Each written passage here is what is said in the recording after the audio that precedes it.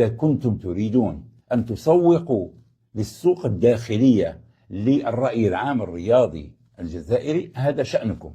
إذا كانت لديكم نية في أن تستعملوا حكاية القميص لأغراض معينة هذا أمر يهمكم. نحن لا علاقة لنا بشأنكم الداخلي. أنا مثلا ليس من الناس الذين يشاهدون أي قناة تلفزيون جزائري أو أقرأ أي صحيفة إلا إذا سمعت خبرا يمينا أو شمالا. الناس تقول لي بأنهم يستعملون فيديوهاتك، وأنا أقول للجزائريين جميعا من أنا حتى تأخذوا فيديوهاتي؟ أنا لا أمثل شيء على الصعيد الرسمي. إذن هذا كلامي هو رأيي. وهل أنتم لديكم القدرة في أن تصادروا رأيي؟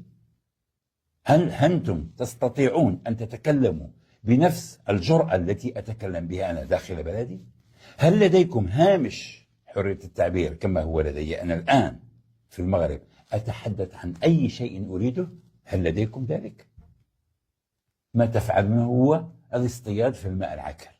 والله قالها إعلامي مغربي، هذا رأيي ممكن أن أقولها في بيتي، في مقهى، لأصدقائي، لعائلتي، في شبكات التواصل الاجتماعي، ولكن أقولها دون أن يفرضها علي أو يمليها علي، لأنني لا أقبل إملاءات من أي شخص كان من أي جهة كانت.